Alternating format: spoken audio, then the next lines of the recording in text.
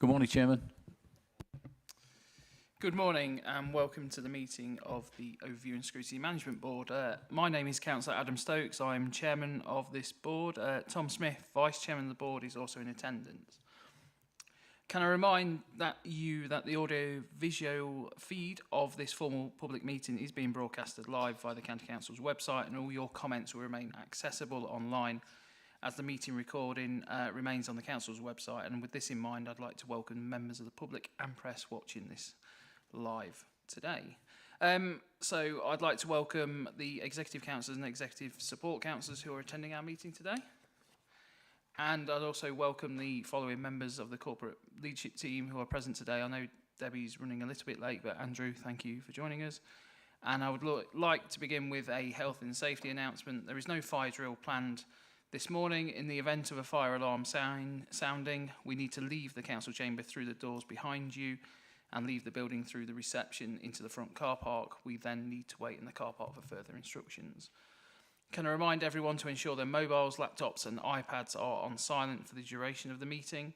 Also, when invited to speak, could you please ensure that you switch on your microphone, otherwise those attending the meeting via Teams and members of the press and public listening to our meeting online won't be able to hear you.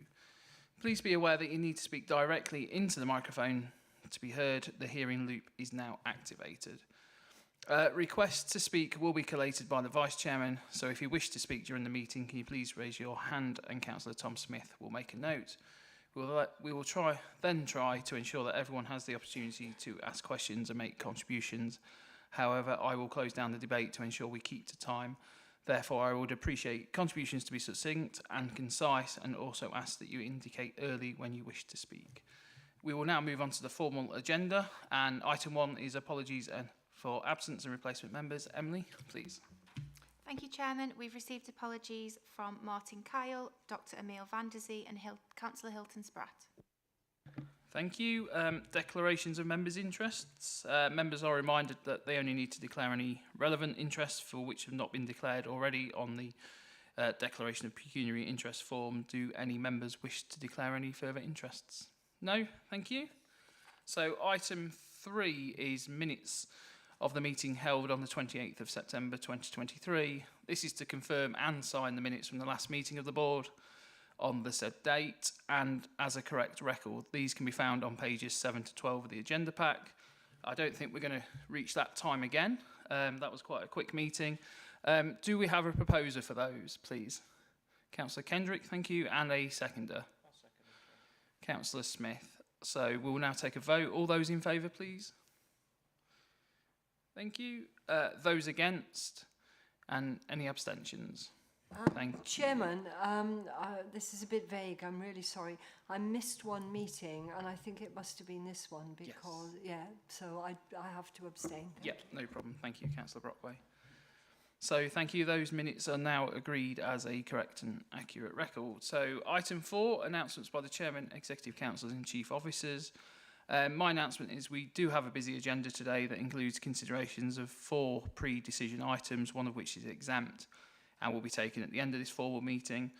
I should therefore like to remind those presenting reports to take those as read by members and only summarise key points and the type of input expected by the board.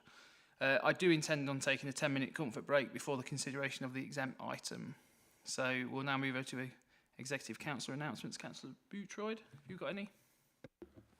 No specific ones from my portfolio, but I just wanted to put on record how grateful myself and I think other councillors are for our fire and rescue colleagues that have worked so hard over the last few days. So I just wanted to say that, and basically our staff and anyone else involved and volunteers. So just wanted to put that on record. Thank you. No, thank you for that. I think we all in the chamber agree with those comments. Councillor Whittington, I understand you're online. Did you have any comments to make?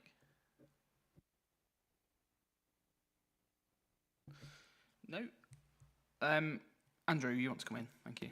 Thank you, Chairman. Yeah, as well as reiterating Councillor Bootroyd's thanks to all of our staff, both our staff and our partners who've been working around the clock on both the response and the recovery related to the flooding events over the last week. It was just to highlight that the government last night announced a flood recovery framework, which will include some application processes for immediate funding and longer-term reductions around council tax and business rates for people who have been affected.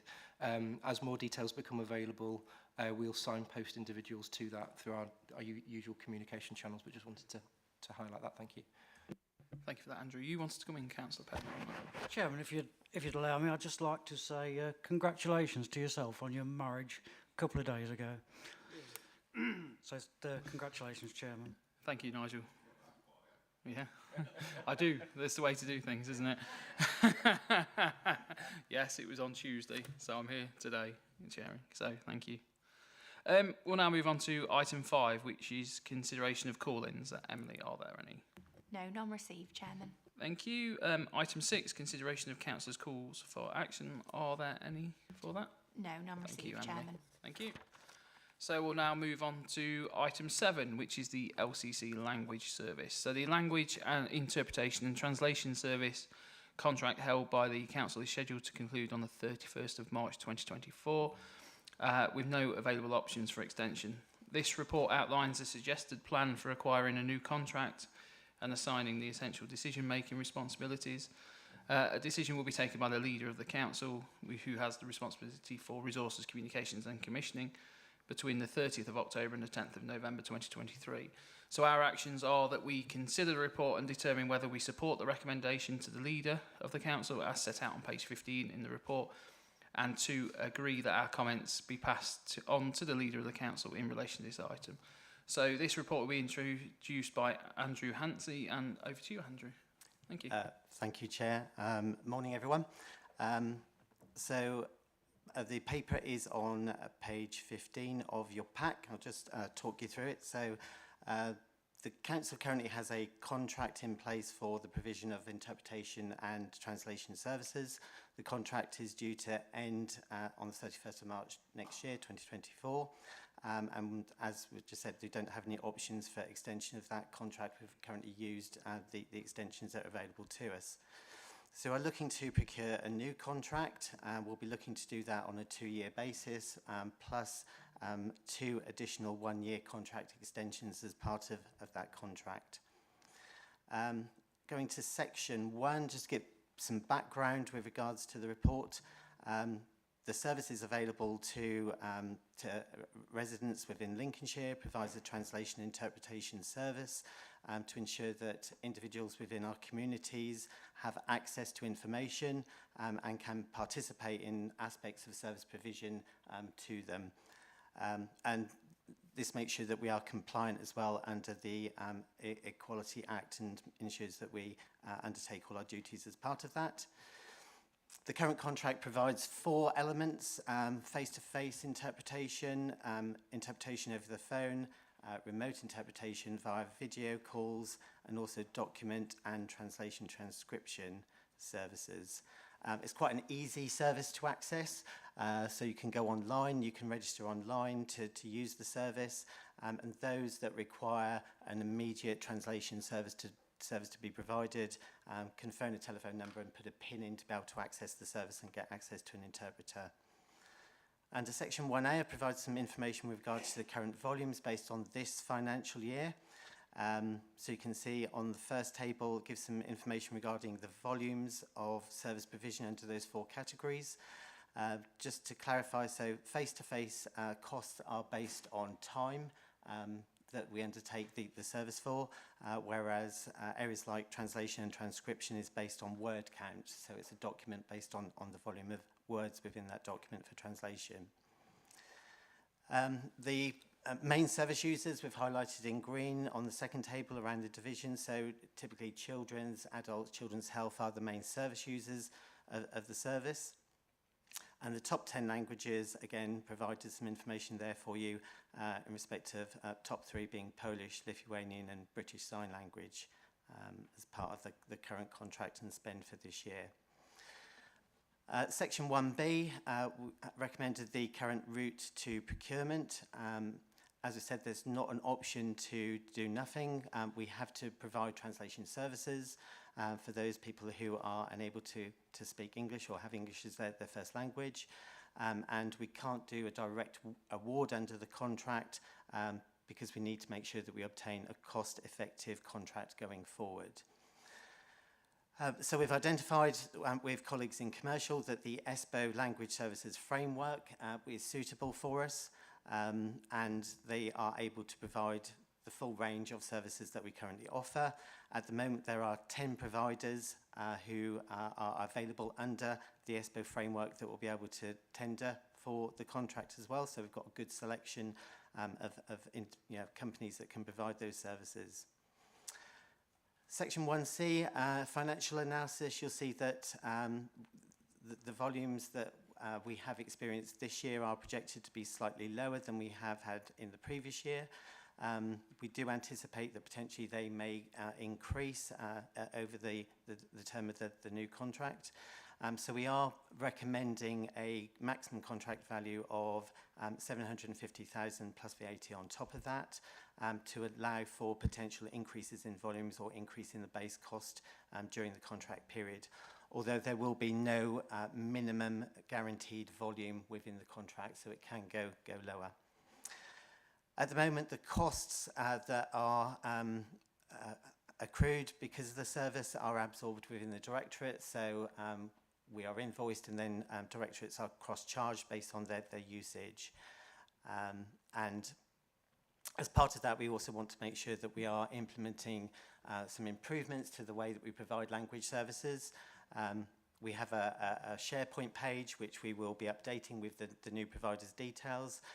We think we can probably do more with regards to directing people to the right means of obtaining contract translation services through identifying what is in scope and what's out of scope of the contract.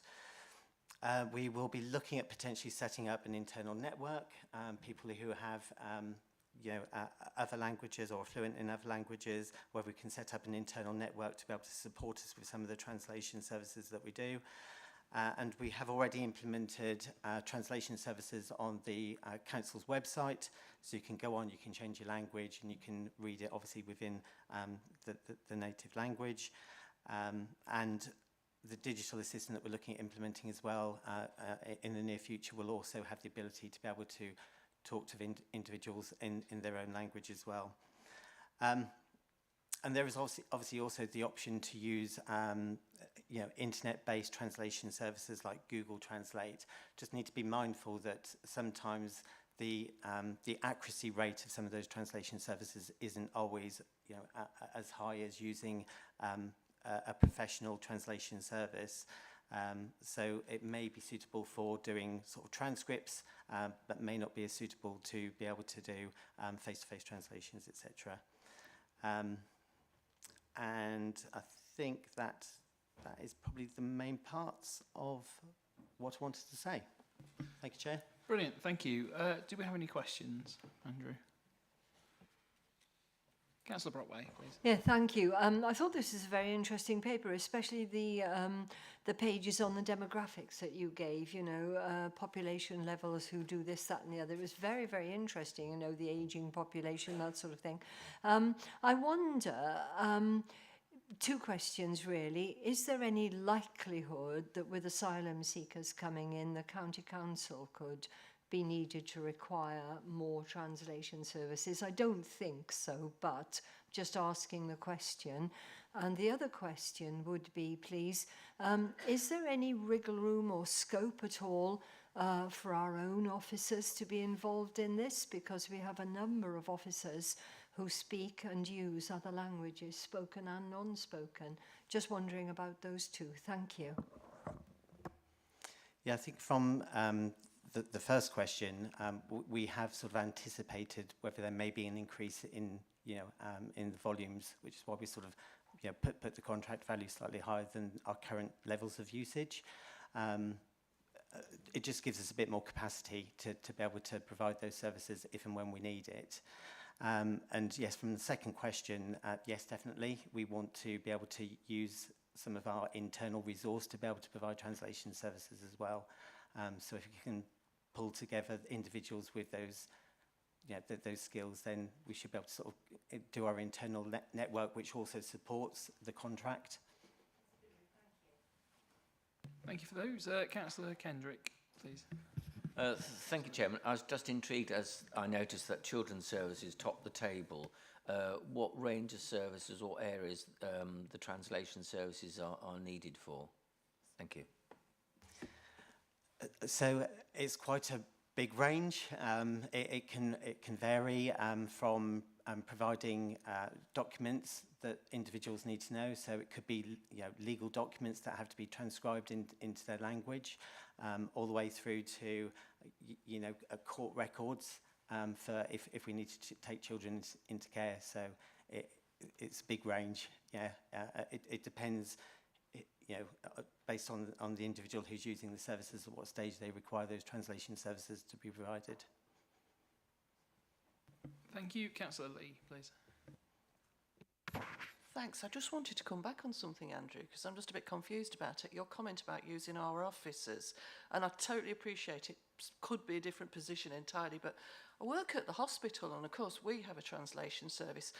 It's hard work, it's a phone, it's like a three-way thing. You speak to the person and they speak to you. It's for ward rounds and things.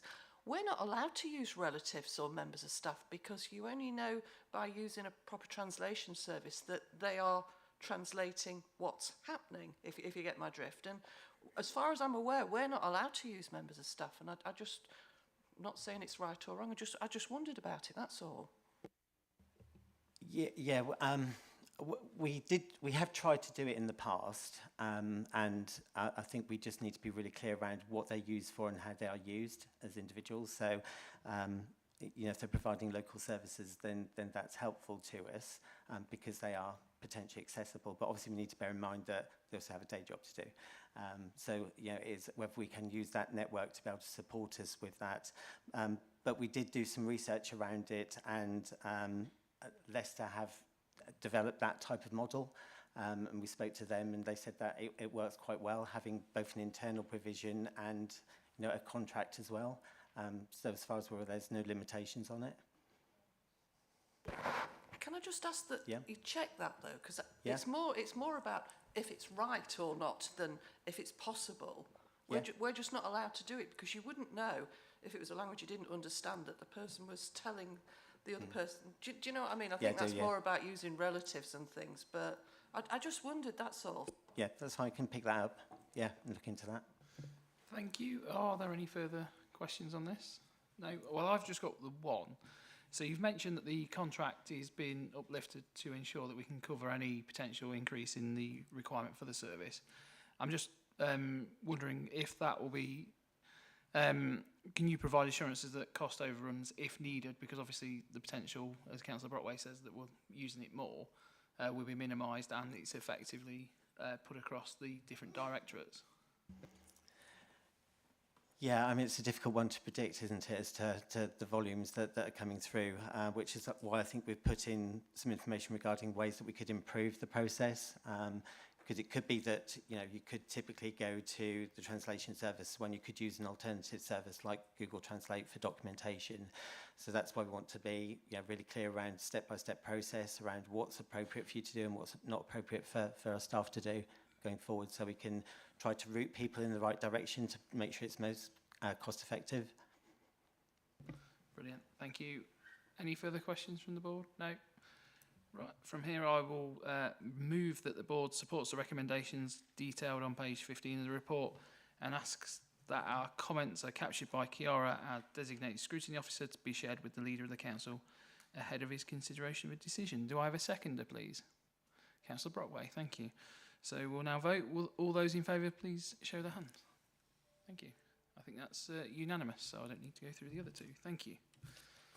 So we'll now move on to item 8, which is delivery of payroll, pensions and HR administration.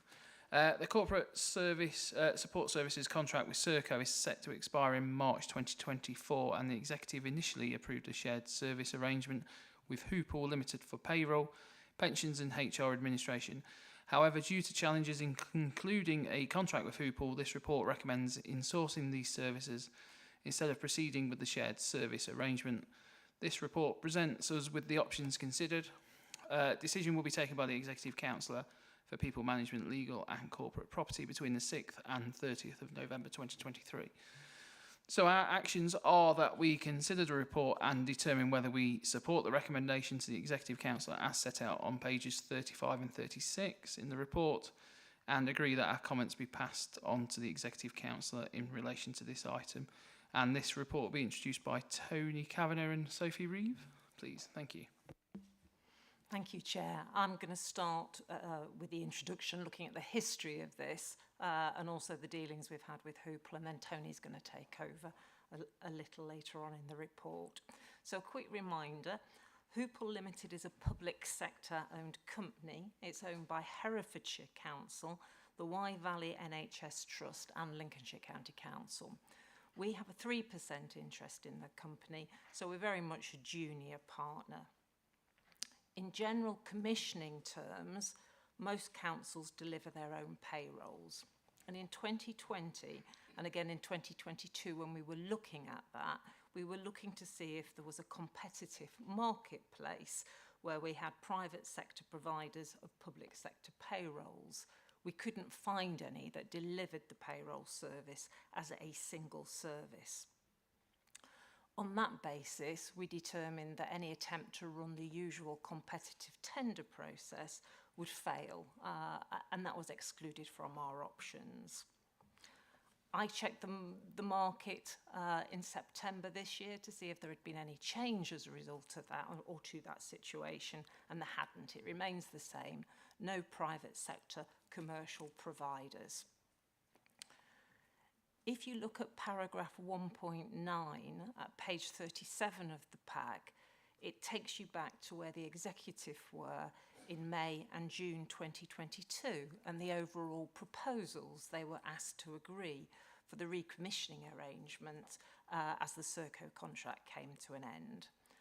There was quite a lot of activity, and all that activity had to be done at the same time. We were expecting then to tender and contract with a number of IT providers, to insource elements of IT, to tender for the CSC and also to tender for digital transformation capacity, to insource exchequer and adult care finance, and also to contract for and implement the new business world system with Hoople. In these circumstances, it was felt more manageable by the executive to ask Hoople to deliver the payroll, pensions and HR admin services to Hoople rather than to insource and add something else to the overall recommissioning mix that was already fairly busy. Therefore, preliminary discussions took place with Hoople. That was in January to understand the scale of the work that needed to be completed. Ideally, we wanted to complete that work in June. We wanted plenty of time to be able to manage a smooth transition from the current arrangements with Serco to the new arrangements. And importantly, we were very keen to provide assurance to the Serco staff about their future, who they would be to be transferring to as soon as possible. Unfortunately, that wasn't possible, as Hoople was still managing the implementation of the business world system change, which had gone live this April. So we agreed with Hoople that we could put the contract completion back to September, but that was probably the latest date that we could manage. We couldn't afford any slippage beyond September. Unfortunately, in spite of best efforts, that wasn't possible. And in early September, we reviewed where we were. And where we were was that we had a contract that wasn't complete and there were many gaps in it still. Hoople's proposal was slightly more expensive than the insourcing, and there were also significant costs associated with transition, which wouldn't have been incurred on an insourcing. Perhaps most importantly, though, there was continuing uncertainty about the way forward.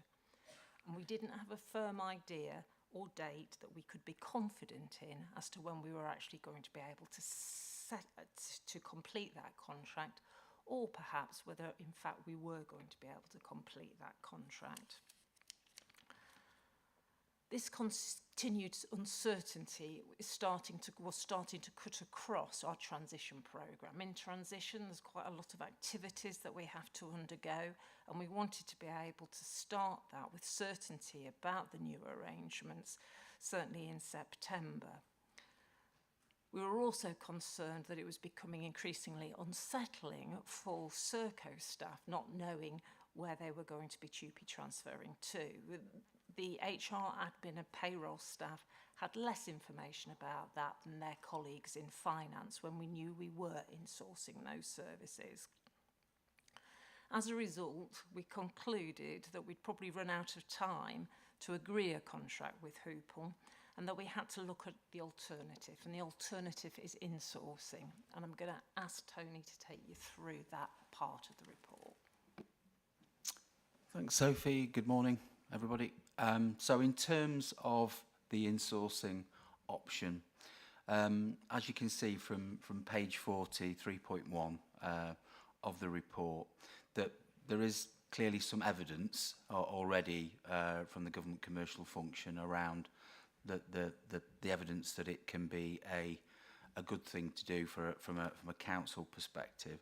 I suppose from a county council's where we sit at the moment is this does offer a good opportunity for the council. I think bringing in payroll, pensions and HR administration will maximise our flexibility, control and integration with other services as well further down the line. So I think in primarily around things like we obviously have a HR function and a business support, and I guess there will be opportunities further down the line, I think, for better alignment with those services, and similarly around the challenges that there can be sometimes of data quality as being part of the one function. That will enable us to be far more robust, I believe, in terms of ensuring that going forward the quality of our data is as best as it can be.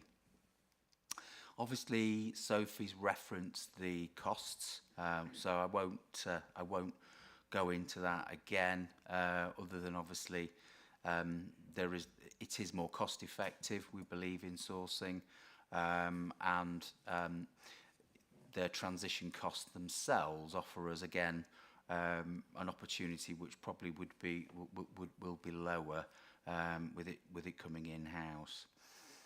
I think in terms of, again, Sophie's referenced this, we're in a very different place to where we were in June 2022, given that some of the decisions have been made around some of the other services, and I think primarily the introduction of the new Business World system from the 1st of April has been successfully implemented.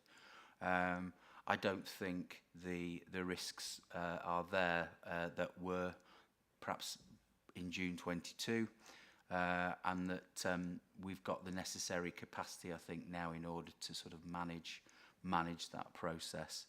I think, again, it's worth recalling back to June 22 that whilst the decision was taken to move to Hoople, we were assured from an independent report from the Chartered Institute of Payroll Professionals that there was the ability and the expertise in order to provide that service. So now we're further on down the line into April 24. I think, you know, we're in a better place, even more so. I think fundamentally, for me, obviously, there are the way in which Serco operates at the moment. So given we're using the same system, so the system doesn't change, the employees themselves don't change, they will transfer to ourselves. Our processes and hardware, IT hardware are already in place. Those sort of challenges aren't there. So we have those existing frameworks and infrastructure in place. And I think in addition to that, obviously we've secured accommodation within the county offices here. We will be looking to recruit some new leadership. With that, we have a focus on transformation, sort of quality improvement, reducing cost and customer service primarily. And I think what we will be able to do is enact a pretty seamless transfer with Serco colleagues. Obviously, finance and have been in discussions with Serco for some time and engaging with them, and it's fairly seamless in terms of us just dovetailing with that process and having those conversations that they've been having. Obviously, if it's approved, we will be going through a full engagement process with Serco colleagues, as I said, and the usual engagement and processes.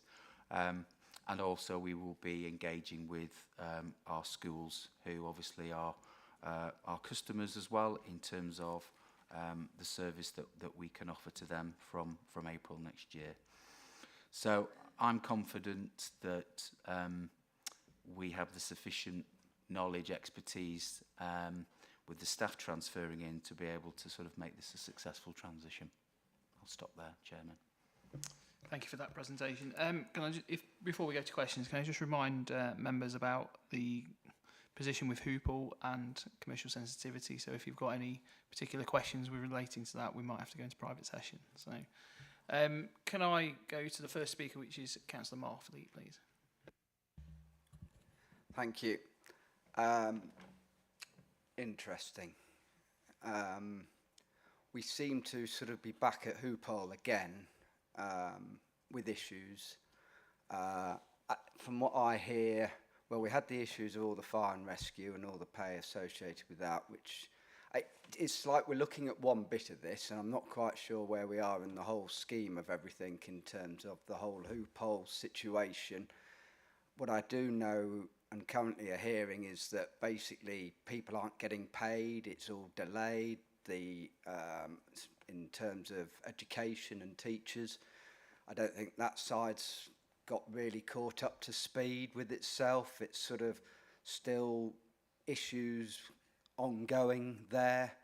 And you talk about June 2022, that's not that long ago, actually.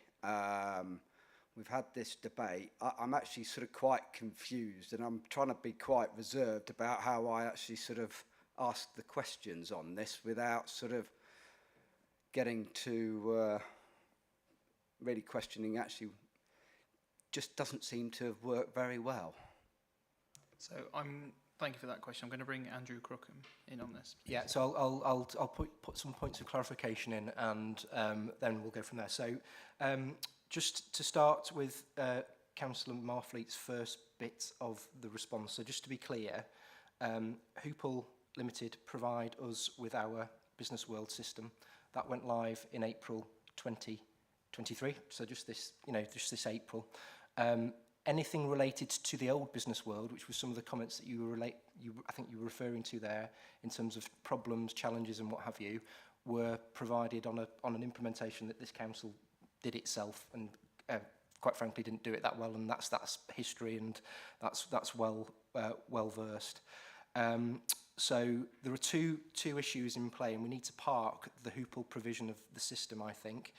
That system went live in April. It is working well. Where there have been challenges subsequently with people not receiving pay at the right time, that's been because forms haven't been filled in correctly or at the right time, or have not met the correct deadlines. And that's reflected in some of the feedback that Tony's just been through there around making a more effective payroll system service work effectively, essentially. So I just want to be absolutely crystal clear that the system provided by Hoople is fine and works well, and is part of a relationship that we are in with Hoople Limited. The other issues that you've talked about, some of them are historic, but some of them are currently being worked through now in terms of those forms. So that they just need to be put into different buckets, essentially. I don't know if Debbie wants to add something as well.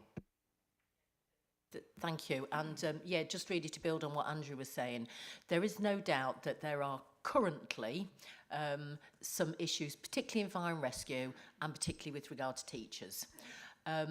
Those issues are being tracked. We're absolutely confident that the Hoople system is working effectively. There are some challenges with individuals and managers filling in the forms and sending in the forms in a timely way.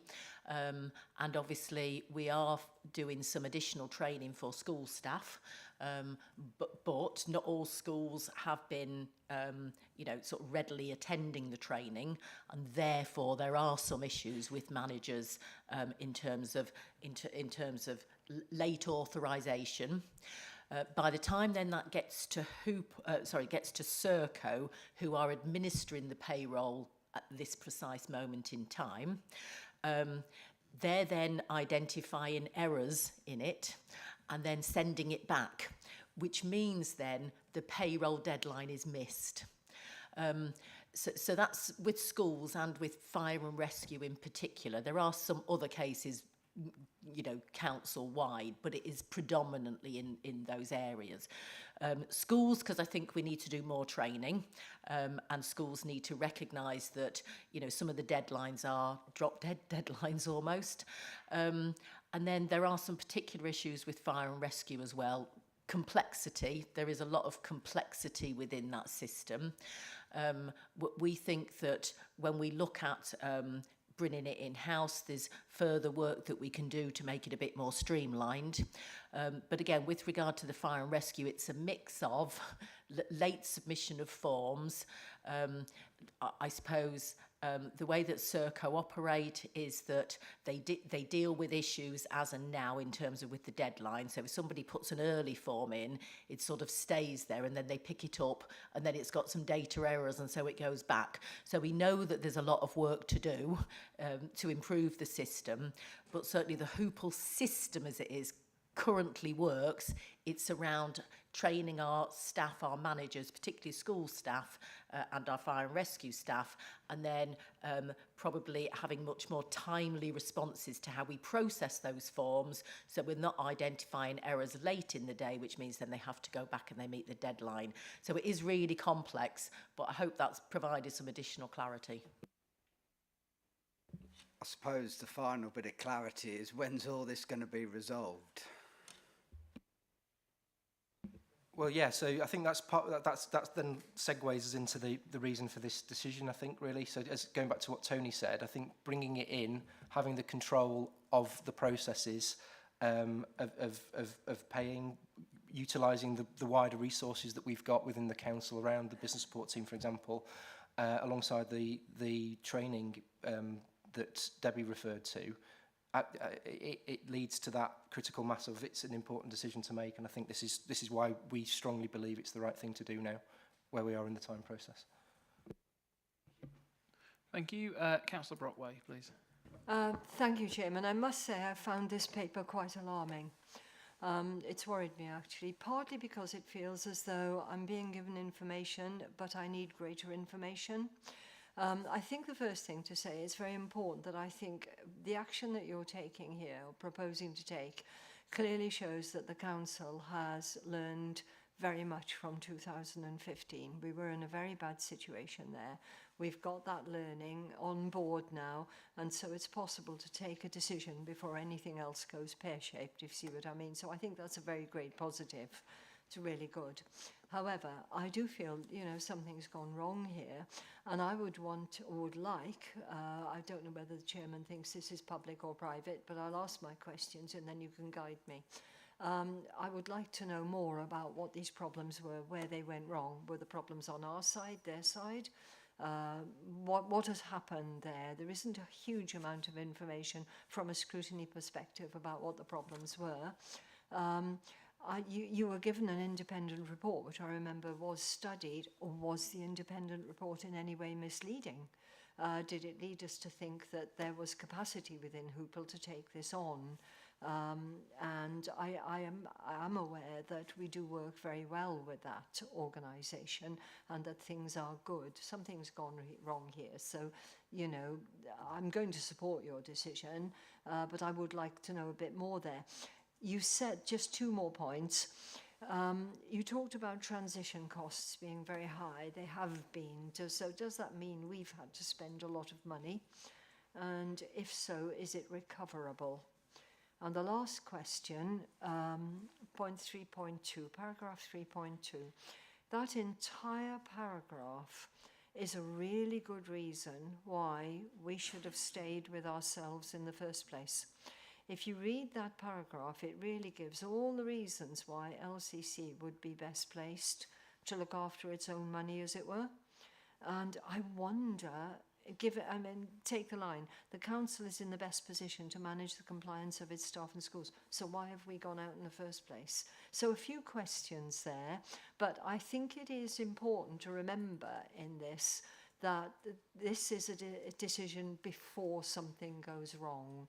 And I'm really, really pleased that potential issues have been picked up. So thank you.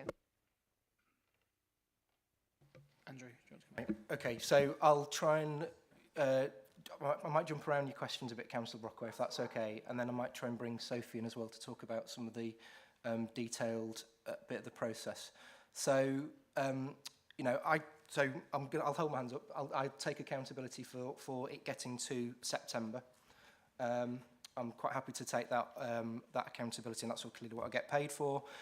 We were in a process, as Sophie set out, where we were bringing in a complex system, which is working well, that went live in April. That detracted from, I guess, both ourselves and Hoople concluding that contract.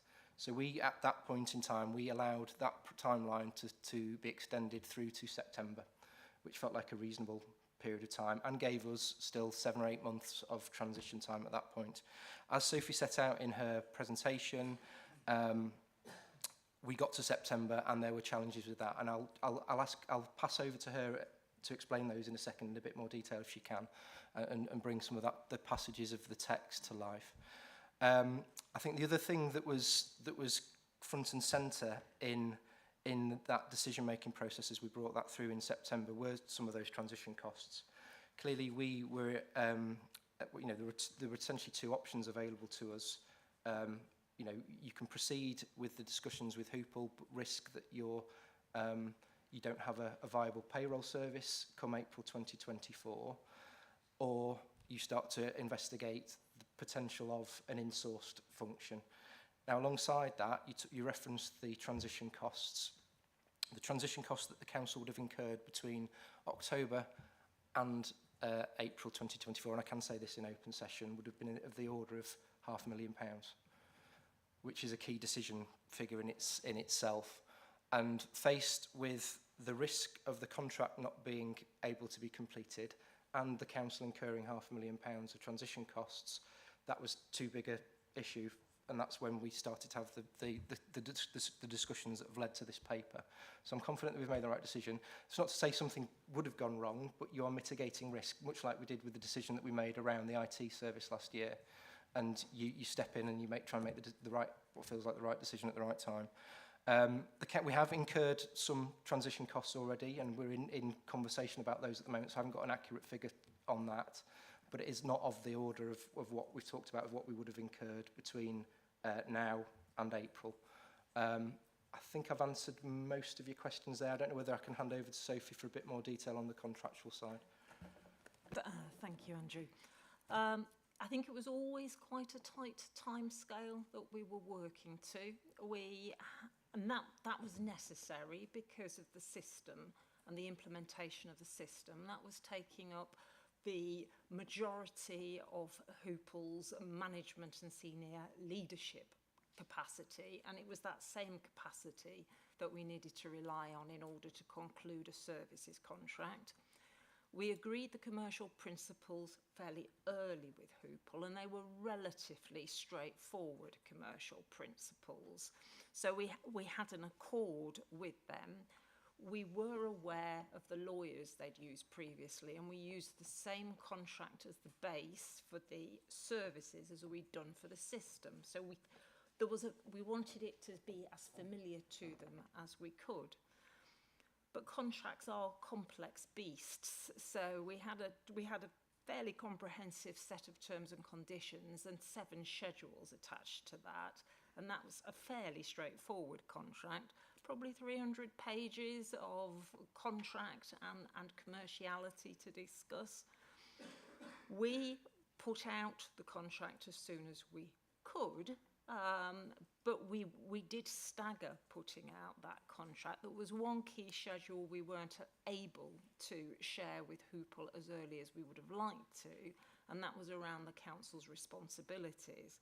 It was important to Hoople that where they weren't hosting and managing all of the systems that the payroll relied on, that the contract reflected that and gave them remedies in the absence of us complying with those things that we said we would do in order to help them deliver the service.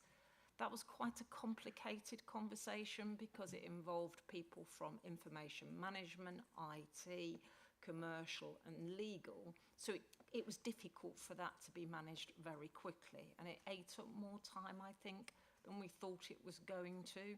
And as a result of that, we weren't able to share the contract, all of the contract, with Hoople as quickly as we wanted to. We also had the summer holidays in that period, and that did make it more difficult just because all the decision makers weren't available through that time.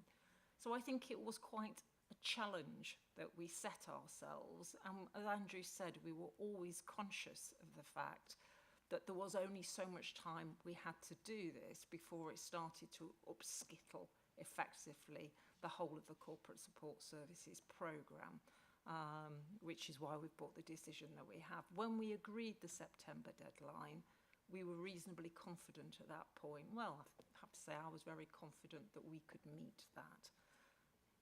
But I turned out to be wrong. It did take longer than I thought it would have done. Thank you. Both of those answers are very helpful and do actually help to clarify. But the one thing I do need to pursue is in 3.2. I mean, if you look at that paragraph, that is a clear argument of why we should have stayed in-house. So if we feel like that, or that could be just persuading us now that we need to come in-house because the contract hasn't sort of gone ahead. But if this was the information and the case, why did we spend all this time going outside in the first place? Thank you. Yes, the leader would like to come in on this. Can I just need to be clear here? We actually outsourced this service over 20 years ago, which was, I can't remember what the name of the firm was at the time, and the issues which I think Councillor Brockway is referring is when the new contract was, the contract was then acquired by, and again I can't remember, with Michel.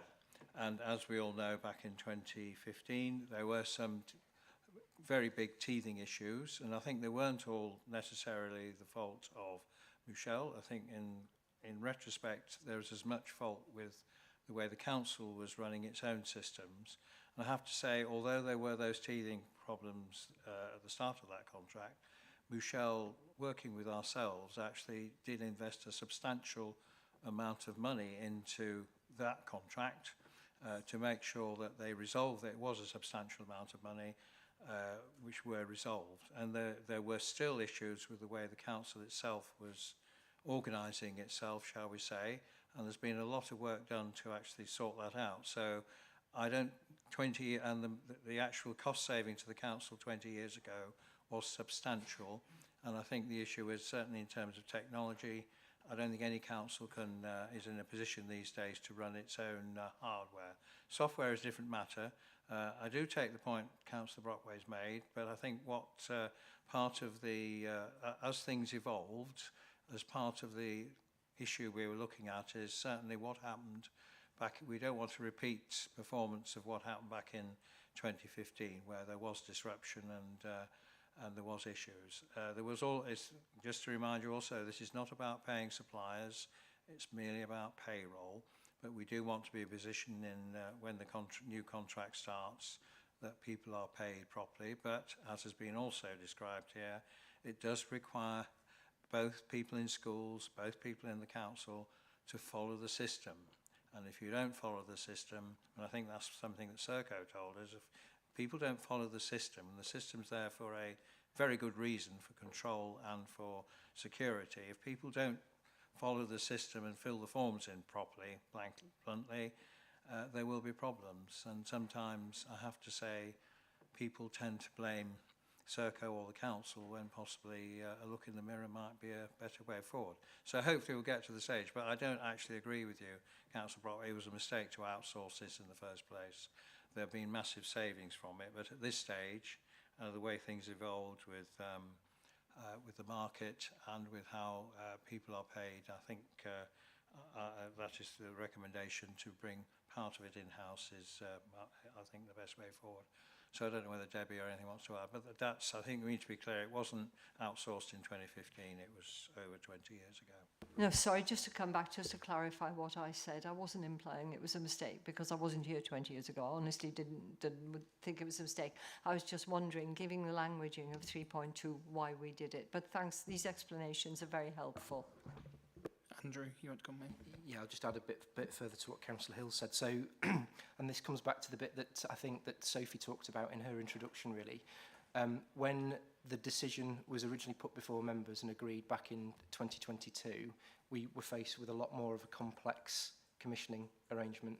We had the whole IT situation, which I know caused this committee some concern at the time around bringing elements of the service back in-house, alongside the bringing in of the adult care and exchequer finance, some 100-odd staff, as well as the reprocurement of the customer service centre as well. As time's progressed, some of those issues have settled down. Clearly, we've let a contract for the customer service centre now. We've paused the reprocurement till 2026 of the IT. So it's a reduction in the risk of too many moving parts for the council to be able to deal with at one time. I think you referenced the independent report. That report was pretty balanced, actually. It said at the time that the insourcing or transferring to Hoople were relatively reasonable options for the council to pursue. So there was no misbalance or misrepresentation in that paper. And I said the main reason for the executive taking that decision at that time was the complexity of all of those other moving parts, as I say, which have now settled down through one reason or another. Thank you for that. Councillor Pepper, please. Thank you, Chairman. My query was regarding the fire and rescue pay, mainly the on-call element. When I've been to fire stations, the main grumble from is regarding pay, late pay, incorrect pay and whatever.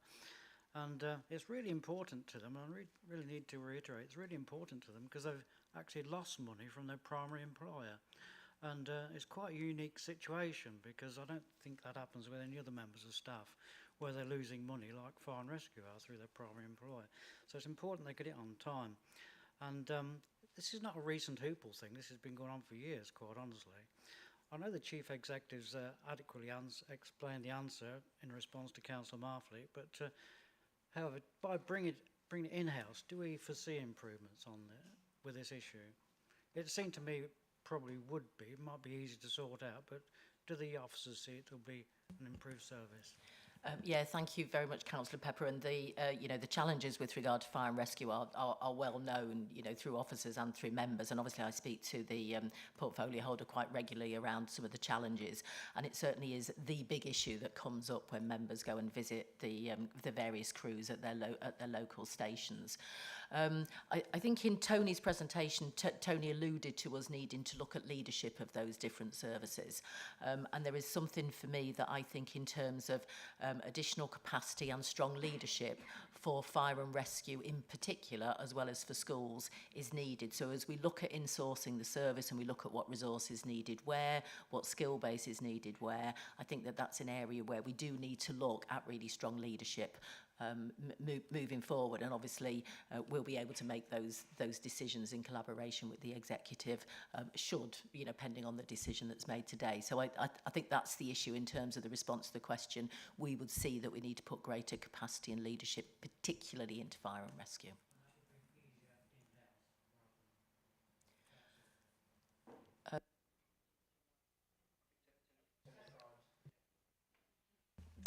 Thanks, Debbie. Thanks, Councillor Pepper. I suppose from my perspective, having been working with colleagues in Serco and within the function for best part of a year in terms of the initial proposal to transfer to Hoople and now with this proposal to transfer to ourselves, there are numerous opportunities in terms of processes that we can improve. And some of the reasons why we are where we are at the moment is because of historic processes that have been in place, and bring that in with a new system. The system works, but the processes need to change to adapt to the new system. So I think there are some opportunities that we can foresee now that, assuming that the council approves this move from the 1st of April, obviously we're not going to sit on our hands between now and April. We're going to having those discussions with colleagues about improving some of those processes now, and we're, you know, Serco colleagues are extremely hard working. I think they recognise that there are some improvements that can be made, particularly in some of the challenging areas like fire and rescue. And I believe that between now and March, we can start to make some of those improvements and make some of those changes to give that reassurance that we pay people on time. They shouldn't be waiting for payments. Sophie, do you want to come back in as well? Yeah, I was just going to address Councillor Pepper's comment about is it sorry, thank you, Tony. Is it easier to do it through an insourcing arrangement or through a contract? And I think it is easier on an insourcing because you have control of the staff. You can allocate those staff to those areas that are of priority. When you're working with an external provider, even on a shared service arrangement, you have a contract in place and you have to pay them in accordance with that contract. And if you want them to focus on particular projects, then you have to go through a review of whether more charging is required. It slows it all down, makes it much less flexible. So I think insourcing does allow us to address some of these issues more quickly. Thank you. Vice Chairman, please. Thank you, Chairman. Do we know what implications insourcing will have on LCC's LGPS pension scheme in terms of cost, and has the head of pensions been consulted on this in terms of how it will impact on the fully funded position of the scheme? Tony, do you want to take that? Yeah, thank you. Thanks, Councillor Smith. Yes, in the simple answer. So obviously, as employees of the County Council from the 1st of April, they'll be entitled to join the local government pension scheme, and those costs have been factored in terms of the overall assessment of that, and in terms of the knock-on, does the head of pensions know, etc., etc. That's all been factored in, and obviously, as Andrew is as the executive director for that, is obviously aware and involved. So. Thank you. I'm going to go to Councillor Brooks and then Councillor Marfley. Thank you, Chairman. I'm going to support the recommendation. Reading the report and listening to the debate and arguments put forward, I think it's the right thing to bring these services back in-house. I've just got one small question, and I don't know whether I'm going somewhere where I shouldn't be as far as Hoople's concerned, but we have a 3% stake in Hoople. What will happen to that when we move away and bring these services back in-house? Andrew? Nothing. Our role on Hoople remains the same, predominantly as a result of our involvement in the system that we are providing. So there is no change to that arrangement on their board. And I think it's important just to add as well, the council remains committed to that relationship as well, and needs to make it work and to allow, you know, future successful developments of the system. Debbie, do you want to come in as well? Yeah, just to add, I think there's benefits to us. So obviously being part of it, we're around the table talking about what upgrades we want and how we want the system to change. Whereas if we weren't part of it, we wouldn't be around the table having those discussions to ensure that the system continues to modernise as well. So I think there's benefits to us for being around the table. Thank you for that. Councillor Marfley, please. Thank you. I've said it before, I'll say it again. Down to the contract with the employees on, especially in relation to fire and rescue and others, why do we not just start to look at streamlining the contract and actually give them a bit more money, do away with half the little issues that causes massive issues in terms of the cost to implementing this structure? Because basically it's all about the perks. I wouldn't quite say it's like that, but it is the little bits, the perks, the extra bits, the way that the contract of employments are written that causes the massive implications of trying to get and design a payroll scheme to match the contracts. If we streamline the contracts, we'd perhaps save actually money and time and have a much better system. And I take agriculture, that had massive contracts and issues, and I streamlined the whole lot where I was, because it was just give them a little bit more money, and actually everyone was happy. They were actually a lot preferred everything, and we streamlined everything out, because otherwise it goes on and on and on. And I know some elements we can't, but I'm sure we could streamline their employment contracts, give them a benefit, and make life a lot easier, and we wouldn't have this discussion all the time trying to get a very complicated payroll system in place. Martin, you'd like to come in? Well, first thing, yes, I think there is a valid point you make there, Councillor Bartley, but we are part of, well, currently we are part of the National Pay bargaining scheme, and our structures are based on that national scheme, which actually itself is creaking now because of the rise in the living wage, and of course then that's wiping out some of the lower grades that we've got. So there's an issue nationally, but obviously at the moment we are part of the national setup. So unless we came out of that, we are where we are in terms of how I think there is some flexibility. I think the main problem we've got, which is why there's a limited market out there, is the part-time situation, particularly as we keep referring to fire and rescue, but also in schools. There are a lot of part-time people and quite a lot of changes, people coming in and out, which most employers don't have to deal with. I suspect the same probably applies to well, social care it won't, because obviously that's mostly outsourced. So I think that's the problem. So although there's lots of basic suppliers of payroll out there, there's not many who really are keen to take on the complicated matter of part-timers, particularly pay and fire and rescue. So I think that's the issue where it becomes very difficult, and obviously our retained or our on-call firefighters, they'll get their basic pay regularly, but it's the issue about when they get paid for turning out, which is always a bone of contention.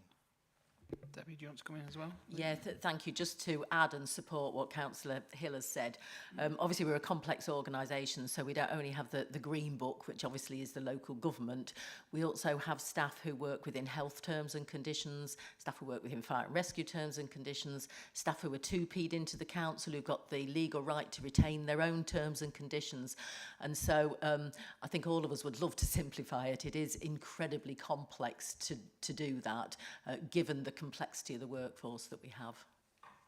Do you want to come back in? Councillor Martley? Is there can we not lobby them to actually look at changing their systems? I mean, just even, you know, it just seems like most things with central government, it's left in a right pickle and complicated, but if we don't raise it, then they won't ever do anything about it, and I just feel that we perhaps ought to raise it back to them. I mean, I do always raise it. It's not central government, it's local government. The current system is antiquated and unsustainable, but I'm afraid to say in those in London, or those who are LGA, I suppose, there seems an unwillingness to actually grasp a very, very ticklish nettle, I have to say, because we know that, for example, events are happening in Birmingham. If you get this wrong, you end up in a mess. But it is something, it's one of those issues which does need resolving nationally on behalf of the LGA. There are some councils not in the system, but I think they tend to just mirror what happens with everybody else, because, you know, we're all in the same market for people who want to come and work for us. So it's one of those things that everybody knows should change, but nobody seems willing to grasp the nettle. Thank you for that. Vice Chairman, you want to come back in? Thank you, Chairman. Yes, the leader made a very interesting point following Councillor Marfleet's question about that we're in the national sort of programme or scheme. What have we ever looked into what the implications would be if we came out and sort of did something unilaterally in the sort of manner that Councillor Marfleet's alluded to? Because there was a very similar issue for a number of years ago with the reserve, as they're now called, because you had your yearly bounty if you went to all your training requirements through the year. Very few people in that instance got it, but the headache it caused to administer meant, and I believe they still do, but there was talk of removing that and changing how reserves were paid when they were on reserve. I don't know if we've ever looked into that and consulted with our colleagues in fire on any proposals in any detail.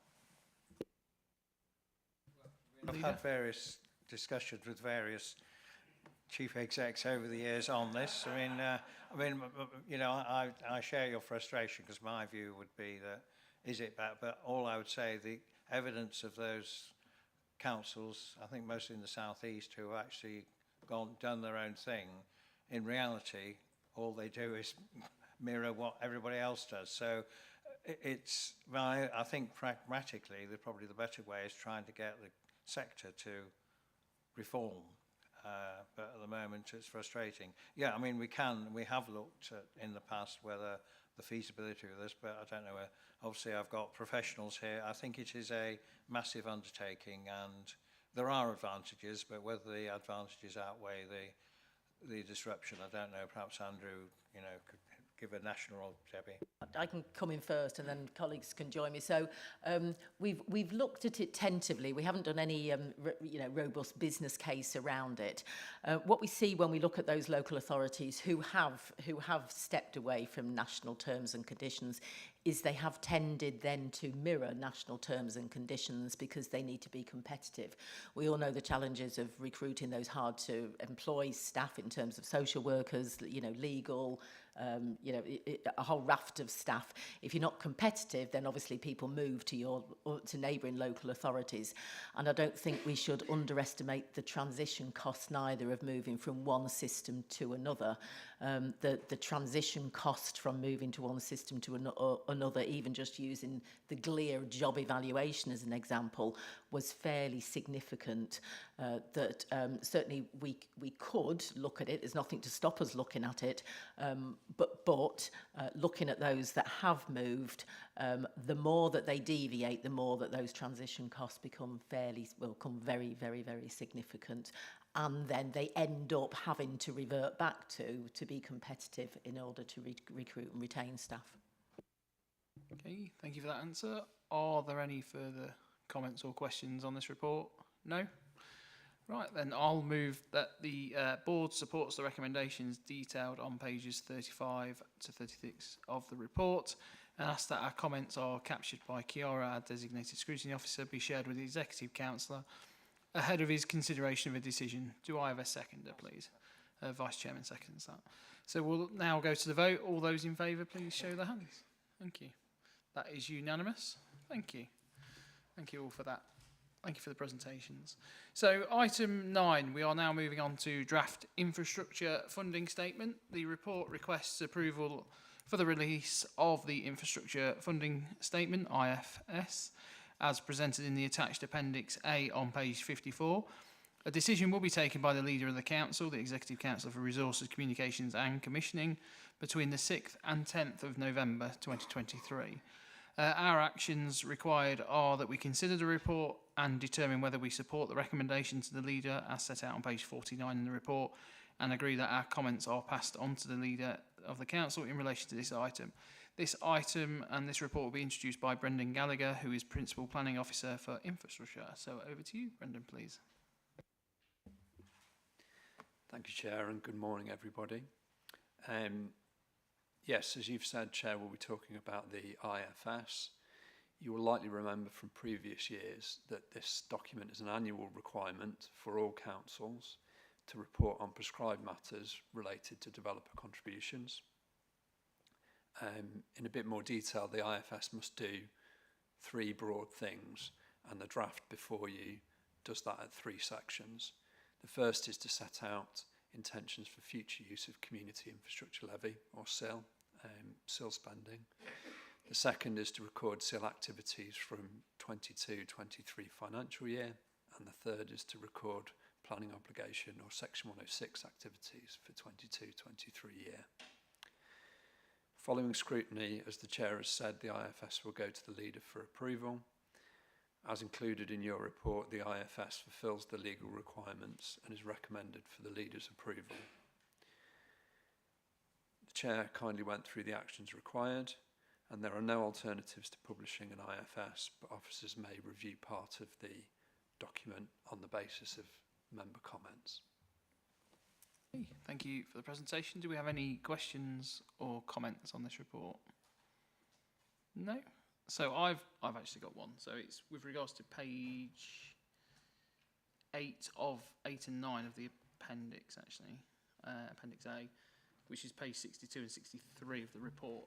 So some of those seem to be quite high of value. So I'm just wondering, they've all got time scales to spend. So I'm assuming that it's over a certain amount of time, and those values will reduce on that summary of planning obligations money received, I'm assuming.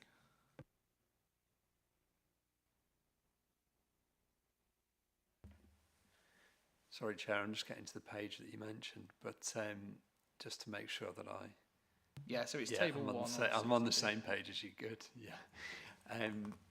Yes, so as you say, those agreements will all have a corresponding legal agreement which will detail timescales, etc., of spending, and they'll be monitored by the relevant department to ensure that it's spent in the right time.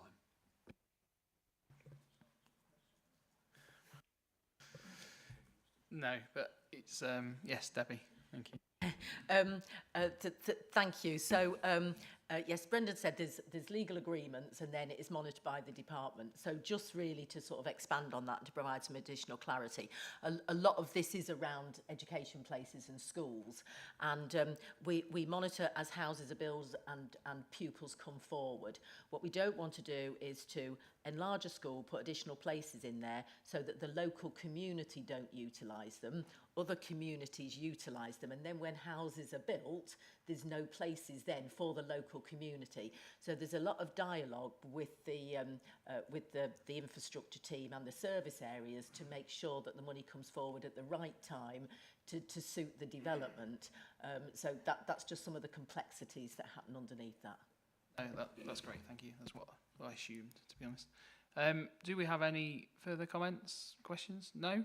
So from the Chair, I will move that the Board supports the recommendations detailed on page 49 of the report, and ask that our comments are captured by Chiara, our designated scrutiny officer, be shared with the leader of the council ahead of his consideration of a decision.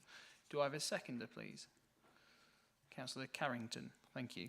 So we'll now vote. All those in favour, please? That is unanimous. Thank you. Thank you for that. So we'll now move on to item 10, which is People Management Update Quarter 1. So the purpose of this report is to provide an update on the HR management information for Quarter 1 23-24, and a summary data dashboard can be found on page 75 in Appendix A. So the actions required are that we seek assurance on HR management information, and this report will be introduced by Tony Kavanagh. Tony, please. Thank you, Chairman. So good morning again, everybody. Just to provide the highlights of this paper, which relates to our workforce statistics. This paper is slightly deferred, unfortunately, due to circumstances beyond our control. So you would have got this earlier, because as it relates to Quarter 1. The Quarter 2 report will be presented next month. So you're getting much more up-to-date information. So I'll just take you through the various areas. So in terms of voluntary turnover, colleagues will be aware that as an organisation we've had a challenge with turnover into sort of 2022, where it reached quite a high peak. But what we have seen is over the last 12 months or more a steady decrease in turnover. And that has now mean, you know, we're now looking at, certainly at the end of quarter one, we were at 9.27%. And essentially what we've seen is a return to what would have been sort of pre-pandemic rates in terms of the turnover. I think some of the factors in that have been the council's commitment to things such as attraction and retention initiatives, as well as other things. But I think it's really pleasing to see that that turnover has reduced, and so obviously that's good, and that obviously I can report on quarter two next year, but it is a positive in respect of that as well. In terms of agency spend, obviously in last year we moved to a new provider for agency on contract called Matrix, and that provides us with a more cost-effective payment option for the agencies that we use on contract. What we've seen obviously is there has been an increase of around, to the end of quarter one, 153,000, and that relates mainly to off-contract spend for agencies. Now this relates to, by and large, educational psychology within, obviously, children's services. In terms of sort of discussions with children's services colleagues around that, because obviously there's been a slight increase a bigger increase in terms of the off-contract. The children's services are quite clear that the model that they use is very positively financially, and has been for them for a number of years, because budgets are committed to demand requests. What they have seen as a result of that model is also an improvement in productivity and turnaround of reports undertaken by educational psychology, which has meant quality has improved and the responses have been better. And I think the view is that whilst obviously it's above average spend that we do, if we were to directly employ the staff, it would be much greater costs, and the service wouldn't be as effective because it's based on a demand basis.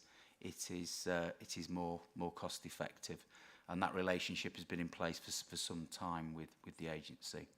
So that just gives a little explanation as to the reasons why the off contract has increased. Obviously, we continue with challenges within some of our frontline services, children's, adult care, legal and performance, around some of the more specialist roles.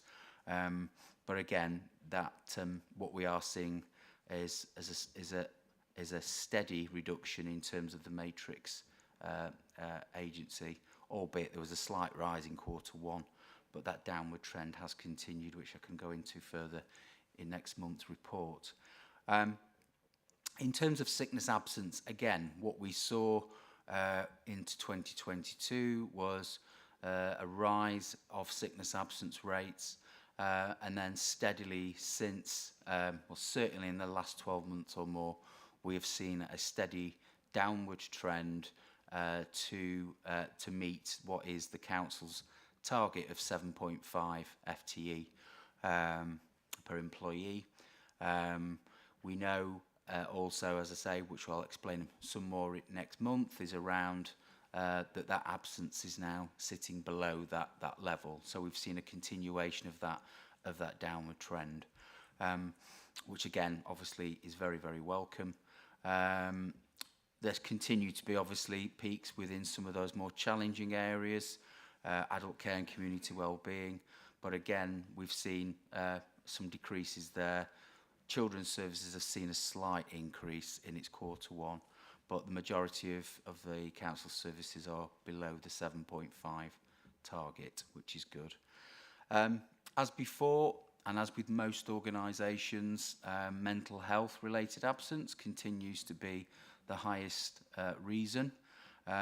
that isn't unusual. I think in terms of what the council provides as support for its employees, there's a very wide-ranging service with sort of proactive support for people to have, as well as we've also got those interventions that are needed for when people go off poorly, and we can support them, whether that's through counselling or through occupational health, whatever. But fundamentally, we do have a fairly good, as far as I'm concerned, offer to our workforce from a mental health perspective. And I will pause there. Thank you. Thank you for that. Vice Chairman, please. Thank you, Chairman. 3 questions, if I may. With regards to children's and adults' voluntary turnover, it mentions attraction and retention initiatives. Are we confident we can keep those going in the long term, as they will obviously have an impact on departmental budgets? With regard to agency spend on educational psychologists, what would be the tipping point where the use of agency staff, instead of employing them directly, individually or on permanent basis contracts, would be more viable? I know you've touched on that, Tony, but it'd be quite helpful if to get some modelling on that or some further information. And thirdly, and I probably always raise this issue, do we have data to understand why there is such a high level of absence within children's services and adults and community wellbeing, or is it simply the nature of the environment, as I know both are exceedingly pressurised and stressful environments to work in? Okay, thank you for that, Councillor Smith. So in terms of the first question about attraction and retention initiatives, when we developed the work around this and worked with directorates, we made sure we had a sort of short-term, medium-term and a long-term plan, really. The short-term plan, as you'd probably imagine, is things like, in some areas, attraction premiums or retention premiums.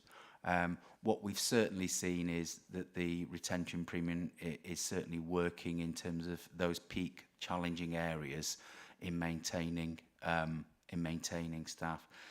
Clearly, that isn't a long-term solution. Absolutely agree. I think once services are deemed effectively as stable and competitive, then I think it's when those things will cease. I still think that the workforce situation at the moment is volatile, but I think, you know, in the long term, those sorts of payments wouldn't continue. In terms of the more sort of longer term, obviously we've been very lucky in so much as that the council and the executive have agreed to invest and support the apprenticeship programmes.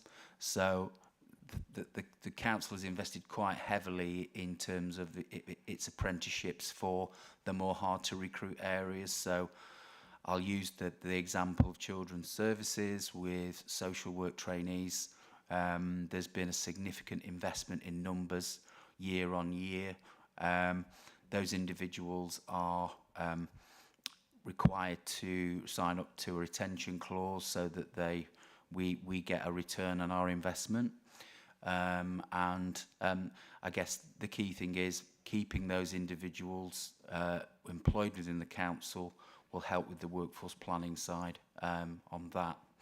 And I guess in terms of some of the more medium-term options, we've been looking at things like, certainly for the hard-to-press areas, things like retire and return options. So for social workers, as an example, where they would come back part-time, we retain their expertise, as well as other revenues. So there's a whole array of within the framework to support our staff and service primarily. So yeah, I think in terms of the tipping point question, I think Debbie is probably more expert in terms of answering that one than myself. Yeah, thank you. So the original model that we used to have with our educational psychology is that they would do what's called statutory work, so the education, health and care plans, and they would do non-statutory work in schools. They liked that mix. And then when the special educational needs and children with disability reforms came in, And clearly we had significantly more referrals for children to have education, health and care plan. We quite rightly wanted the education psychologist to focus on the statutory work and not the non-statutory work. We went through as a council, and Councillor Kendrick may remember this from Children's, a bit of a sort of testing time in terms of industrial relations, and a significant numbers of staff left because they liked the mix of statutory and non-statutory work. And I think most councils, and we know a lot of councils are struggling with demand around education psychologists, most of their education psychologists do that mix of work. Working within an agency, we can very clearly dictate that we only want statutory work done. So it isn't necessarily it's a cost factor because the service runs within the budget, and in fact it's more productive now. The model suits because we want a focus on statutory work. If at any point in time we wanted then to change that, I think we would look at a different model in terms of staff having both. But at the moment, because of the demands around special educational needs, we like the fact that we're able to focus those really specialist skills on statutory work. And we actually have a specialist teacher team who support the schools, are employed by us, that deliver some of that non-statutory support. So the particular model works for us, and it's not necessarily a financial equation. With regard to the last question, and Tony may want to come in, I think there's a number of factors which make those frontline services higher in terms of sickness. There is clearly pressure around mental well-being, and pressure because of the workload and because of the risks that those people are managing. There's also the fact that they're working with vulnerable people. So whereas people would have a threshold of saying, I'm okay to go to work, if you're working with vulnerable people, then obviously you need to protect them from your illness. Equally, if you're feeling a bit unwell and want to work from home in some areas because you're not feeling well enough but you're able to do emails, then clearly if you're working within adult care and children's services, you can't because you have to have a physical presence. But plus, they tend to be working with vulnerable people, vulnerable children, who are more likely to get illnesses and bugs, as we know, particularly within schools. Children, do get lots of illnesses, and therefore they're more likely to catch things. And therefore, I think those are some of the reasons which I think explains the difference between those sort of enabling services which support the front line and then those frontline services. I don't know if there's anything Tony wants to add. No, I think you've summed it up well there, Debbie. Thank you. Vice Chairman. Thank you. Just to come back on the point you made, Debbie, on the second question, with and Councillor Kendrick, again, with the proposed reforms into how SEND is going to work, potentially, because no one knows because it's not been implemented yet, but can you foresee a potential need for a shift in more non-statutory work, especially where you have children who are or deemed to have a lower SEND threshold, who are currently, say, would be served in a SEND school, who potentially won't be, but who are in a mainstream school and may have challenges around that? Thank you. So I'm not very optimistic about the SEND reforms, if I'm honest with you. I think that they propose some minor changes, but I think that there is more work to do in terms of how the system currently works and how the council has more of the levers of control that currently rest with schools and with tribunals. So I'd like to see the reforms go further. Councillor Hill may want to come in, but the County Council Network are about to do a paper, a bit of a policy review into special educational needs, and I'm pleased to say that Councillor Hill has put us forward because we're one of the few local authorities that aren't overspending the higher needs block, but an opportunity, I think, to influence national policy around SEND, I think, is very much welcomed from our perspective. Councillor Hill? Yes, as Debbie said, it is probably the number one concern of the County Council network in terms of what's happening, and nearly every other council who deals with deals with these issues are all reporting massive overspends in terms of their budgets. We are at the moment, well, not lucky. I think the work we've done so far in terms of providing facilities within Lincolnshire and the like have managed to keep the budgets under control. We've still got pressures, and I think Heather has said to me that we are holding the line at the moment, but there will be coming an increasing financial problem. I think the issue is the way there does need to be, there's a bit of tinkering which the government's doing at the moment, and I think really what's happening is that, again, there needs to be a fundamental reform, which probably won't happen until a new government comes in. But at the moment, you've got an issue, particularly with tribunals, where councils have a view as to what is reasonable provision for a particular child as it's been assessed. Parents have a different view, and then they go to the tribunal, and instead of looking at overall budgets, tribunals look at it one-off. So it says, well, that's going to cost, say, 20,000, 30,000 a year.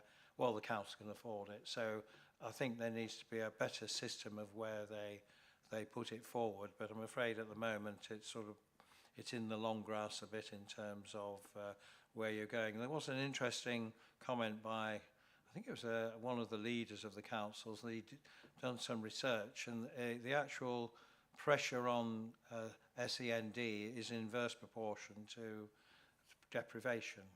So it would appear that the better off parents are challenging the system and probably succeeding in many cases, which, you know, that you can understand why they'd want to. So that there is a fundamental issue of a fundamental reform, and I think the new government, whatever it looks like, one of the first things it's got to do is get this sorted out, because it will, I think everybody agrees, if it's not, it will start bankrupting councils. Thank you for that. Is there any further comments on this report? No? Thank you. So I'll move that this report be received and that assurances provided by officers on performance elements reported be noted. Can you please raise your hand if you agree? Thank you. That is agreed. So we'll now move on to item 11, which is the Scrutiny Committee work programmes. You will find this report on pages 77 to 96 of the agenda. It provides us with an update with the activity undertaken by the Adults and Community Wellbeing Scrutiny Committee and the Health Scrutiny Committee for Lincolnshire since the last update on the 25th of May 2023. The report also presents us with an overview of each committee's planned activity for 23-24, and our actions are that the report invites us to review and comment on the contents of the report and record our satisfaction with the activity undertaken and endorse the activity plan for 23-24, and the report will be presented in two parts. So we'll begin with the Adults and Community Wellbeing Scrutiny Committee, and Councillor Hugo Marfleet, please. Thank you, Chairman. Well, the report's there as written. Just further comments. The new Executive Director for Adults is Martin Samuels, who will be starting at the beginning of November. He will run in parallel with Glenn until Glenn retires at the beginning of April to make sure there's a smooth transition. Reference to the day services in the report of the 6th of September. Having visited the day services and seeing the excellent enthusiasm of staff, one of the areas that was highlighted was the transport, taking users there and back, and the restrictive hours and issues relating to the transport, predominantly because the transport is involved in taking children to school and picking them back up from school, and therefore they have to straddle round the school times, which basically then leaves a very narrow window of opportunity. We did raise this, and Councillor Wendy Bokett has assured the committee that she's working to resolve and considering and looking at options for how to improve that service. Because in effect, the more people we can get in there, the more people that use the service. So that's all being evaluated. We on our last meeting of the 18th of October, we had the Care Quality Commission who inspects adult services within Lincolnshire. This is not to confuse the Care Quality Commission's review, which is now being their new, in effect, services that they are taking on board, that CQC, is to inspect the council's services of adult social care. That we were the instigators and one of the first pioneers or pilot schemes, but the first council to be assessed by the CQC. But that report has not come into the public domain of yet, and that is expected to be released later in the year. This is all about the services relating to nurses, domiciliary care and residential care. They are basically categorised in effect and evaluated against, are the services safe, effective, caring, responsive and well led. All in all, our services were pretty good, with basically 73% in good, 6.5% in outstanding. We do have some requirements and some inadequate, but the council is working with those providers that do need extra improvement to, in effect, up their game. I just think it's what we did as a committee, just highlight back that in theory, even though at 6.5 outstanding, actually the national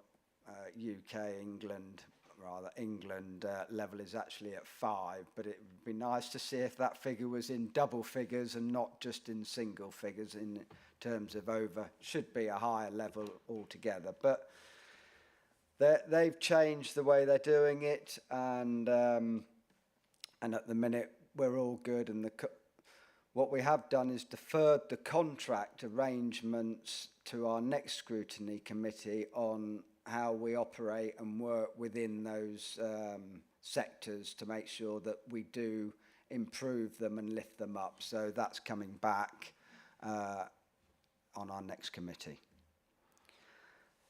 The other areas which still remain a significant pressure is staffing, which we are working closely with Lincolnshire, which is the organisation that works with a lot of the care homes, to in effect improve staffing, recruitment, retention and every other aspect to sort of try and stabilise, provide better career paths and a better service, and try and help with the staffing issues. So that is all ongoing and is a priority.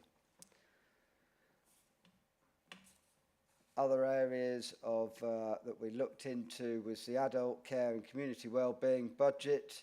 The committee reviewed a report on the budget monitoring for the year of 2023 to 24. At the end of August in this financial year, adult care and community wellbeing anticipates an underspend of just over 700,000. Let's not get overexcited though, because we're only we've still got 7 months to go and we have winter pressures. But a lot of that is due to our vacancy rate within adults, but we've spoken about that earlier on in today's agenda. We are experiencing increased costs relating to residential placements driven by hospital discharge demands, which were funded by an extra addition of the year, which we got of 5.1 million for the financial year. Discussions are ongoing to how best allocate this funding and what's left over to support market rates of workforce and waiting lists. The medium-term financial plan anticipates rising costs, largely due to the forecasted increases in national living wage and continued growth in demand, which is quite a significant projected overspend, and work is being looked at in how to best address that forward for next year's budget. The scrutiny review, we looked at areas for a scrutiny review, and we basically have decided that the current timing does not quite sit right for adults to put forward a scrutiny review until the release of the report by CQC, in which we will then discuss further. And what we've said is that if there is some work to be done in there, it might be initially done by a working group to just see what is required, but until the report's released, we're not putting anything else forward. Other options were looked at, but discussions were had, but work is ongoing within the adults team, and therefore there's no need at this stage to take that into a scrutiny review. And that is really where we are right now. Thank you. That's great, thank you. And we'll now move over to the Health Scrutiny Committee for Lincolnshire. Councillor Macy, please. Chairman, before that, could I ask a question? Yeah, I was going to come to that after. Oh, after, yeah, fine, thank you. Yeah, that's all right, thank you. Councillor Macy, please. Yeah, thank you, Chairman. I'll take the report as read, and I would refer the board to pages 85 to 95 of the report pack to update you on the items, and would like to highlight two of these. Firstly, cancer care from the 13th of September. The care and treatment of cancer was one of the main NHS areas affected during the pandemic. The NHS is still working on recovering to a position where it can meet the new national cancer standards. There have been improvements and initiatives over the last year, but it will take time before the standards will be met at an acceptable position. Secondly, urgent and emergency care, which came to us on the 4th of October. I want to focus on one aspect of this wide-ranging item. The local NHS's review of demand at urgent treatment centres and other urgent care facilities could become a major concern. Currently, the urgent treatment centres in Louth and Skegness are both 24/7 walk-in services. I anticipate that any proposals for these two centres to change to an 8 AM to 8 PM service with bookable appointments overnight would be opposed by the committee. Similarly, there is a minor injuries unit at Stamford and Rutland Hospital, open Monday to Friday, 9 AM till 5. Any proposed changes to this service will also be brought before the committee, and we will be vigilant about any changes. I want to emphasise that the committee was assured that the Grantham Urgent Treatment Centre, which is expected to open before the winter, will be offering services to 24/7 to walk-in patients and will not form any part of this review.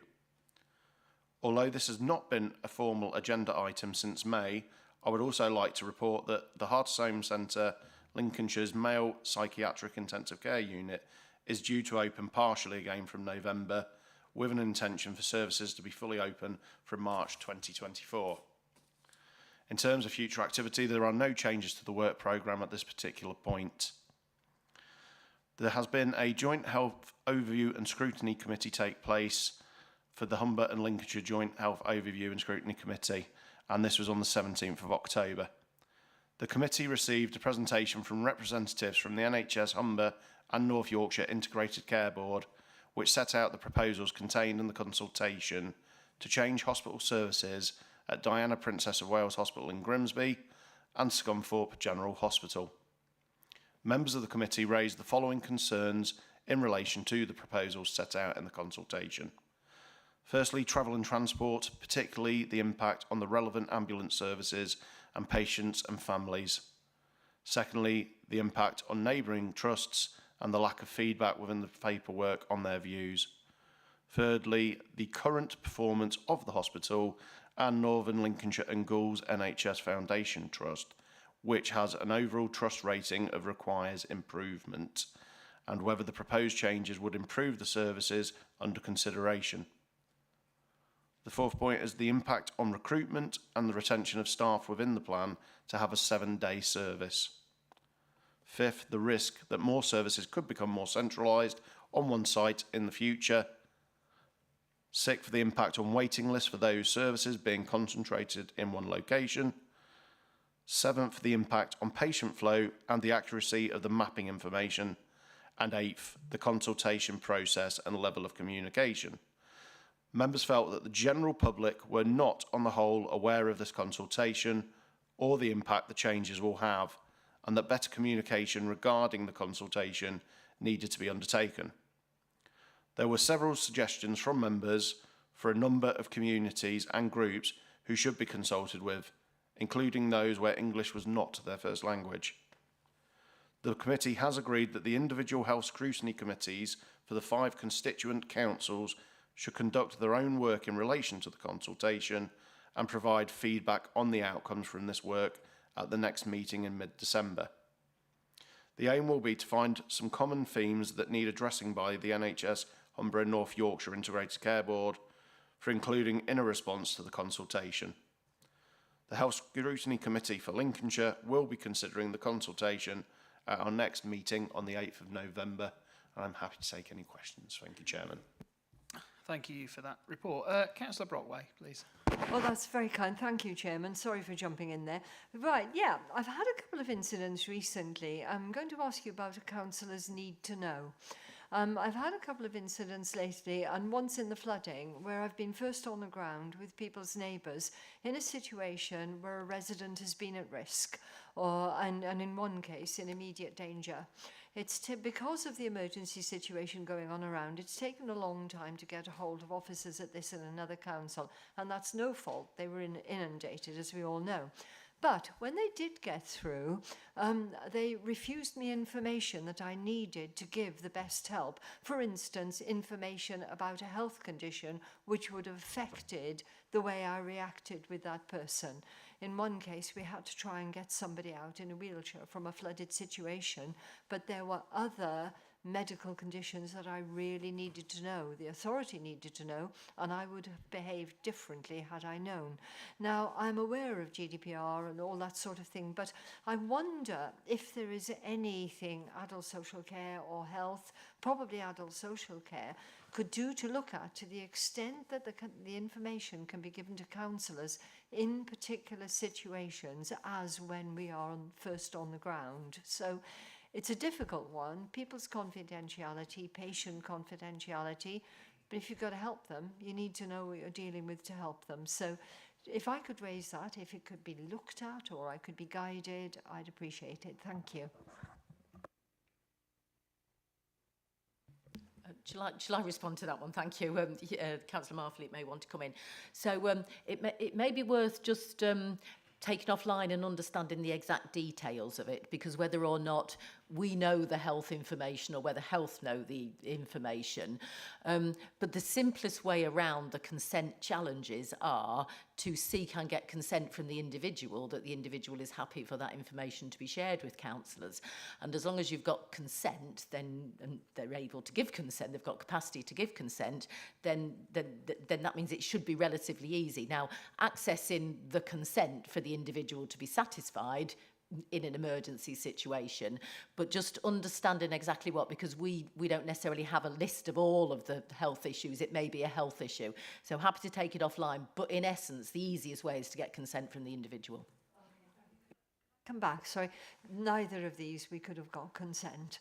And it was really a case of we needed to act quickly, but to act in a particular way. Neighbours knew, and neighbours helped eventually, but when the staff came online and talked to me, they actually wouldn't answer my queries. I understand, no criticism, but I just wonder where we could take that. Thank you. Thank you for that. Councillor Marfleet, please.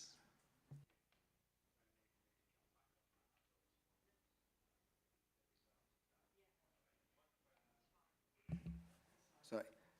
Just in relation to the NHS, the consultation of North and North East Lincolnshire, having read that, I think the alarm, actually I think it makes sense, but I think for me the alarming thing that actually comes out in there is in terms of the ageing workforce, and I think that it really does highlight that we have a growing issue with an ageing workforce within that sector, and therefore we have to somehow reform and accommodate around that.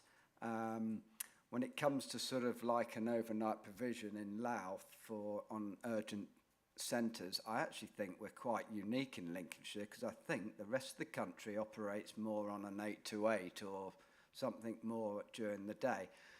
The only thing is, again, I mean, everybody's under budget pressures, and I just think that we have to be mindful that what tends to actually happen in reality is you turn up at Louth and then you whip straight down the road in an ambulance to Grimsby. So in some sense it's there, but it will always be there. But what we're actually doing is delaying ourselves by going into something that actually reality is if you need some serious situation, you don't want to be at Louth, you want to be somewhere else, which is a bigger hospital like Grimsby. It's fine if you cut yourself, but you know, I think we have to also, I hate to say it, but we do have to be a mindful of the cost. If we want better services, we have to look at sort of how we can do that at times. But at the end of the day, people are safe. You will be taken to another hospital, even if it is shut down. Councillor Mason. Yeah, thank you, Chairman. I'll come back on those points. Might be in reverse order, in fairness, Councillor Marfleet. So I think you'll find that the 8 to 8 is the minimum service that has to be provided within the urgent treatment centres. So I'm not certain or confident that all across the country that they're only doing 8 to 8. I think you'll find in most places, especially if you've got a large population, they will work on a 24/7 basis. Whether that be via them bookable appointments overnight, that is probably more likely to happen. In terms of, you know, not needing to go to an urgent treatment centre and potentially have to go on to one of the major hospitals such as Pilgrim or Lincoln, at the end of the day, that's why we have triage. And, you know, if you ring through, whether it be to 999 or to 111, they will triage you and advise you what the best place to go is. And I think 9 times out of 10, you know in your own body if it's something more serious and you need to be actually going to an accident and emergency centre. I think if you started then closing these overnight, you're going to put even more additional pressure on a system that is already struggling in the accident and emergency, because, you know, people do just turn up to A&E, and of course now we do have that triage at the front door, but still we might as well make the most of the facilities we've got in place to not even, you know, burden further when it comes to that. I wouldn't entirely agree with you. I think if you lived towards Scunthorpe in that area, I think in terms of how things are going to change there, I find it difficult. Yes, they are better when it comes to interconnecting hospital buses and so on, but you know, if you live in Lincolnshire, you've still got to get across there. It is still incredibly difficult, and I think at the end of the day, it feels to me like Scunthorpe's became the poor relation, really, realistically there, and the consultation in my mind has been incredibly poor. I think when we look at what happened with the acute services review within Lincolnshire, every household was sent out information on it. This has not been the case when it comes down to this. And I think that that is not right. And I think, you know, there's a lot of pushback there. And there's the potential, obviously, that it could be judicial reviewed if they don't do this in a better way. So that's my points on that. Thank you, Chairman. Thank you. Are there any further comments for either of those, Chairman? No? Thank you. So I would like to thank both Chairmen for their detailed reports, and I move that the Board's satisfaction of the work undertaken be recorded, and that the Board endorse the work programmes as have been developed to date. Can you please raise your hand if you agree, please? Thank you. So we'll now move on to item 12, which is the Overview and Scrutiny Management Board work programme. The report is on pages 97 to 112 of the pack and provides an overview of the contents of our own work programme. Although we do not normally debate this item, our action is to note its contents, but I do understand there are a couple of slight amendments that I'll pass over to Chiara, please. Thank you. Thank you very much, Mr. Chairman. Just to inform members of this board that there's 2 changes. So the first one is the pre-decision item on Deepings Leisure Centre has been moved to our December agenda with a decision to be made by the executive on the 9th of January 2024. There's also one new addition to our next meeting on the 30th of November agenda, and that is a pre-decision item on devolution, which will be further considered at council. And this concludes my update to you. Thank you very much. Thank you very much. Are there any further comments on this? Are we all happy for it to be noted? Yes, thank you. So we now move on to item 13, which is the consideration of exempt information. So item 14 on the agenda requires the board to consider exempt information. Therefore, I propose that in accordance with section 100A of the Local Government Act 1972, that the press and public be excluded from the meeting for the following item of business, on the grounds that if they were present, there could be a disclosure of exempt information as defined in paragraph 3 of part 1 of Schedule 12A of the Local Government Act 1972 as amended. The public interest in maintaining the exemption outweighs the public interest in disclosing the information because it contains commercially sensitive estimates by the council of the potential capital receipts from property sales, the disclosure of which may prejudice the realisation by the council of best value on a subsequent sale. I'm going to propose that. May I please have a seconder, please? The Vice Chairman. So all those in favour, please raise your hands. Thank you. That is carried. We will now take a 10-minute comfort break and reconvene in an offline session. Thank you, everyone, for watching online, for your attendance. Thank you.